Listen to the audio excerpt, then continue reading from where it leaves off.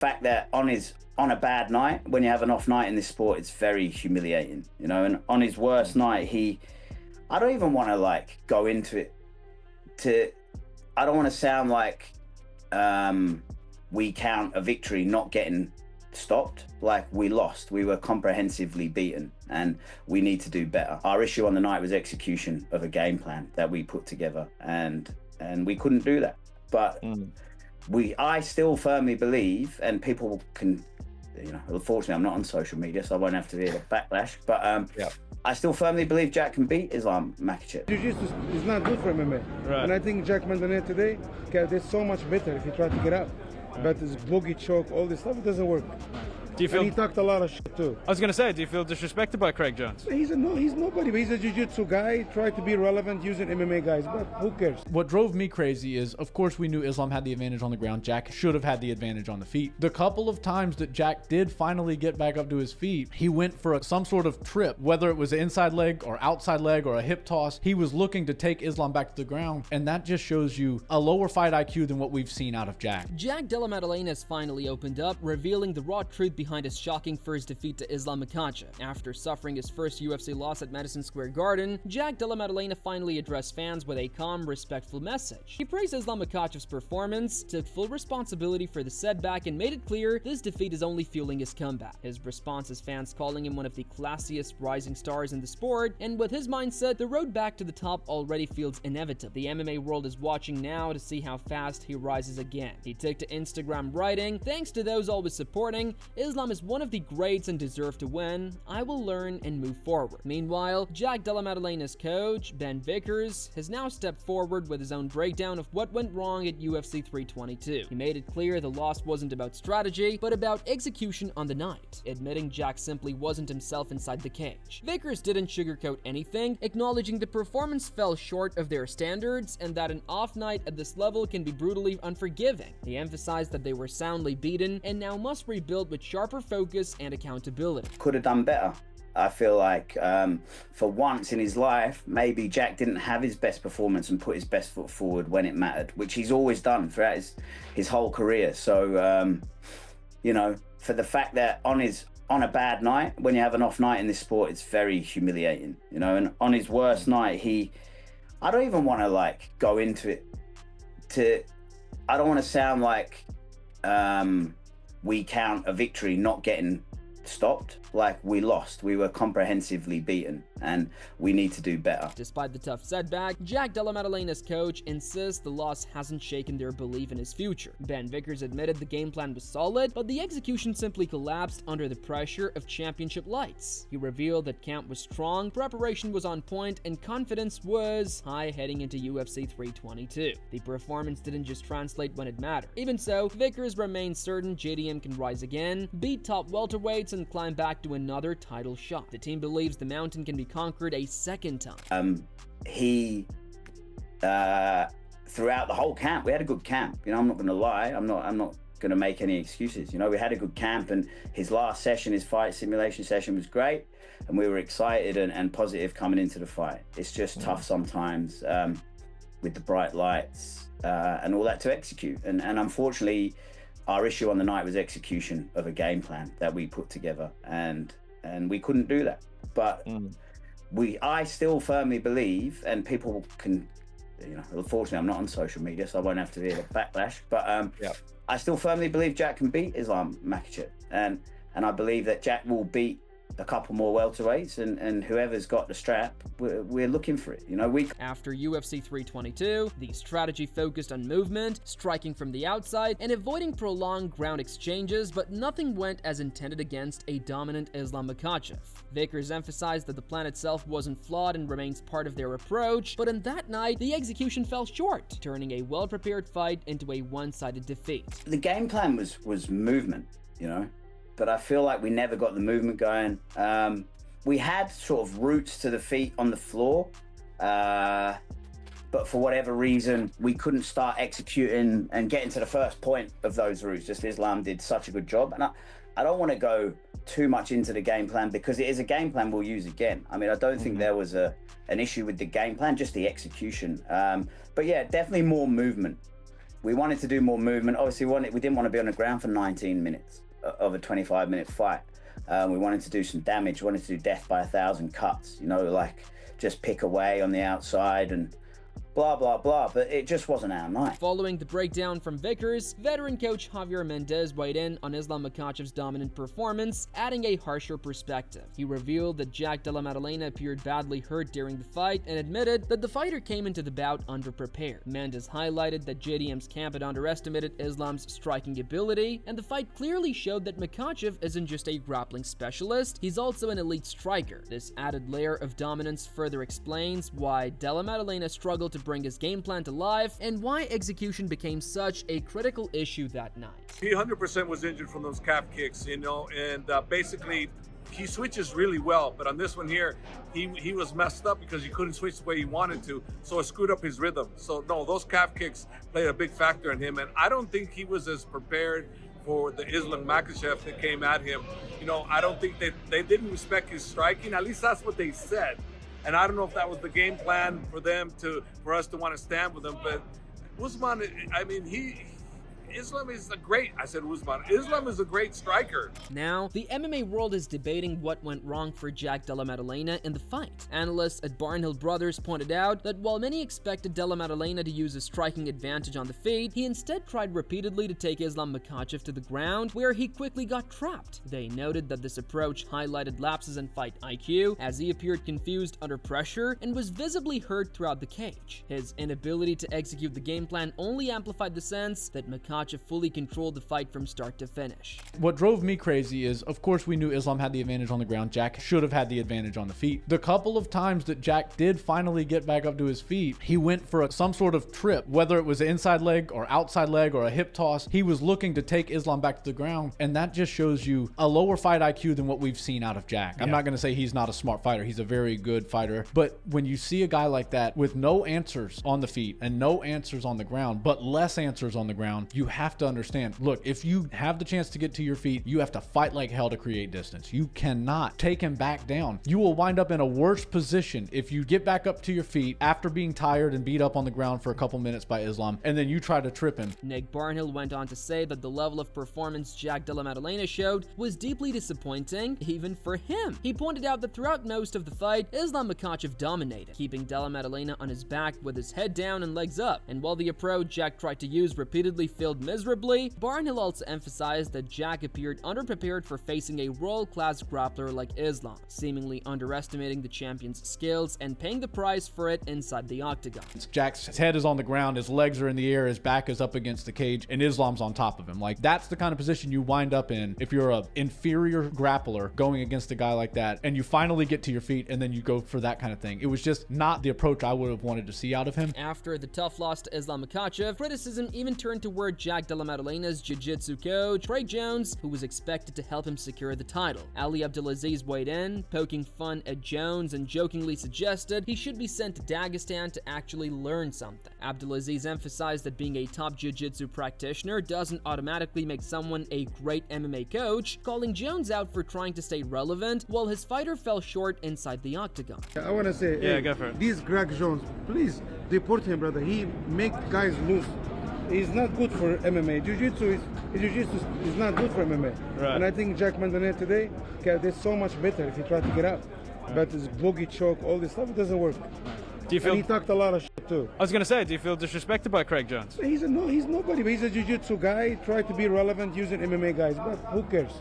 Even Paddy Pimblett, who had confidently predicted that Jack Della Maddalena would dominate Islam Makhachev, quickly changed his tune after the fight. He admitted that the moment the two stepped into the cage, it was clear Islam's grappling would control the bout, proving his earlier prediction completely wrong. Pimblett noted that JDM's size offered no protection against the champion's relentless assault, and added that the much-anticipated White House showdown is still a long way off, with Islam needing to face several top contenders before moving on to bigger matchups. As soon as I seen him in the cage next to each other and seeing the size, I was like, yeah, Islam will be able to grapple him. I thought that Jack might be a bit too big for him, but he doesn't look like a lightweight fighting a welterweight, does it? Pound for pound #1, lad. Unbelievable performance. I think he goes down as one of the best ever, me, like, yeah. Yeah, he mentioned the White House, but I think he'll defend his belt before the White House. The White House is until July, is it? Let's see see what happens, lad. You never know. Ilya's been saying he wants to go up and fight him, lad, but you've got other contenders there now. Morales, Prates. You've then got Ian Gary if he beats Bilal next week. Shavkat as well, who needs to come back. He's been the #1 contender for about a year. They're all exciting matchups for Islam, lad. The welterweight division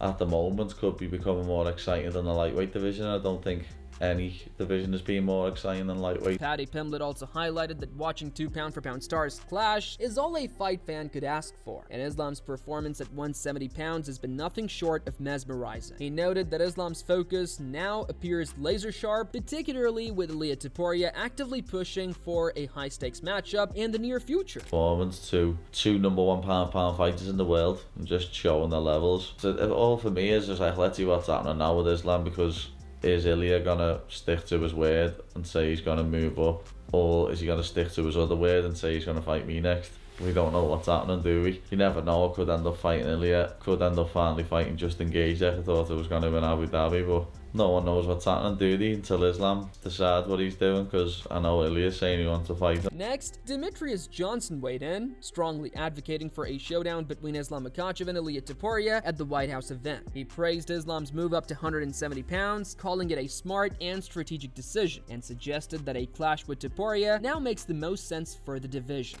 See, now, I ain't gonna lie to you guys, I want to see Ilia Topuria versus Islam now. I want to see it even more now. Some knows I got egos. I just wrestle. Send him to Dagestan for 2 to 3 years and forget. Yeah. And I also think it was a wise decision for Islam to go up to 170. I think it was a smart idea to go up to 170 and fight for the belt. On the other side, Islam Makhachev's manager Ali Abdelaziz has a completely different game plan. Speaking to the media, he stressed that Islam has no reason to drop back down to lightweight and that competing outside the 170-pound division doesn't make sense right now. Ali expressed full confidence in Islam staying active over the coming months, and while fans clamor for a fight with Ilia Topuria, he believes Kamaru Usman is the matchup Islam truly deserves. He praised Usman's impressive run and insisted there's no better challenge for Islam at this point, reaffirming that the champion is firmly staying at welterweight. Before the White House, or is the White House the #1 priority? Doesn't matter. We're gonna talk with the UFC and we're gonna see what's next. Now he doesn't have to cut this much weight. He can fight every 3-4 months. No problem. So we're gonna see him at 170 from now on? Yes, this is his weight division. He's not going down to 155. Last question. If you could pick somebody right now tonight to challenge him next, who would you pick? He said it. He said he want to fight Kamaru Usman. Kamaru Usman is 15 fights winning streak, 5 title defenses, greatest welterweight of all the time. Beating all these young guys. What does that do for his legacy? It don't do nothing for his legacy. Kamaru Usman, it's a very tough opponent, and I represent him too. And it's not an easy night for anybody. Kamaru Usman is a real deal, and he want to fight the real deal.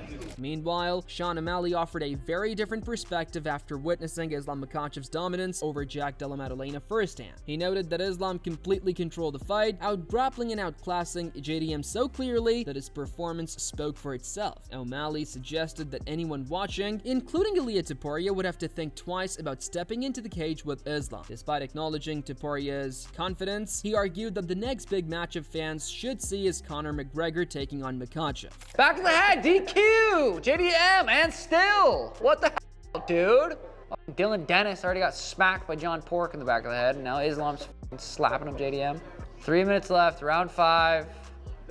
JDM's face says it all. That's how I feel right now. Anybody's fight, who wants it more? A minute left, 2-2, going to the 5th. God, I wonder if Ilya's watching this fight going, fuck. Maybe I don't want to fight Islam. Ilia probably is confident he can go out there and knock him out, though. After his run right now. Damn, they just make it look easy. Conor versus Islam. Despite that, O'Malley acknowledged that the matchup that makes the most sense at this point is Islam Makhachev versus Ilia Topuria. He believes Topuria's skill set comes closest to challenging Islam, and he's genuinely curious to see how the champion would handle Ilia's style. O'Malley also noted that Topuria still needs one more big win to earn a title shot, but he hopes Ilia comes out on top so a clash with Islam becomes inevitable. He predicts that if the fight happens, it will be far more competitive than many expect. Alright guys, Islam gets the job done, beats Jack Della Maddalena. The next fight it's gotta be Ilya. Ilya's got to go out there and beat Justin Gaethje. He's got to go out there and beat Patty. Whoever he beats, he's got to go out there and get the job done. But Ilya, I'm so curious if Islam can do this to Ilya. Ilya, he matches that skill set, and I just feel like it would be a lot closer of a fight than Jack versus Islam was. That's the fight you have to make. That's the fight that should have made this time, but they didn't. But that's okay. Islam got the job done. Ilya, it's like even if he's going against Patty, it's like I don't know who I got. I want to see Ilya win his next fight just so we can see Islam versus Ilya. That would be the biggest, most skillful fight of all time. Alexander Volkanovski, another fighter who has fallen twice to Islam Makhachev, also shared his thoughts. He expressed sympathy for Jack Della Maddalena after such a punishing loss while praising Islam's world-class grappling skills. Volkanovski added that he still sees himself as a legitimate threat at 170 pounds and is eager for another chance to challenge Islam, confident that despite his previous defeats, he can compete with the very best in the division. Who's going to give Islam problems?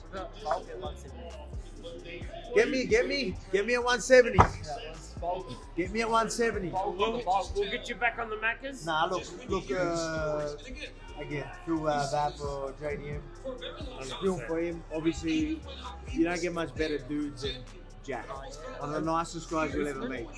Michael Bisping also weighed in on who should face Islam Makhachev next. While he acknowledged Ian Gary's potential, Bisping doesn't think he's ready or eager to take on the champion just yet. Instead, he pointed to Carlos Prates as the ideal opponent, highlighting Prates' skill set, huge fan following, and his standout performance against Leon Edwards, where he clearly outclassed him. For Bisping, a fight between Islam and Prates makes the most sense at this stage of the division. It's Jack Della Maddalena. Who do you want to see him fight next?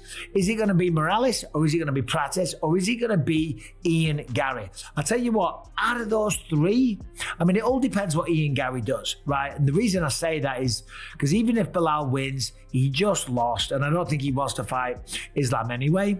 But even if Belal beats Ian Gary, I don't think he's going to be the #1 contender. I don't think he's going to get a title fight that quickly. So it comes down to Michael Morales or Carlos Prates. They're the two guys. Carlos Prates has got a tremendous amount of following and hype around him. The man's fun, he doesn't give a damn, he likes to party, he smokes cigarettes, he knocks everybody out, okay, and he just flatlined Leon Edwards. So for me, I would say Islam Makhachev versus Carlos Prates next. Building on Carlos Prates' impressive win over Leon Edwards, Michael Bisping believes he could be an ideal matchup for Islam Makhachev. He described Prates as the best equalizer in the division, capable of testing Islam in ways few others can. Even considering Prates' past loss, Bisping still sees him as a serious contender who could give the champion a real challenge if the fight comes together. Islam Makhachev versus Carlos Prates next, and of course, that's a great fight for Islam Makhachev because Carlos has been taken down by Ian Gary, he got taken down tonight by Leon Edwards, and he would get taken down once again and probably finished by Islam Makhachev, but hey, the man has got the equalizer, he does have the power.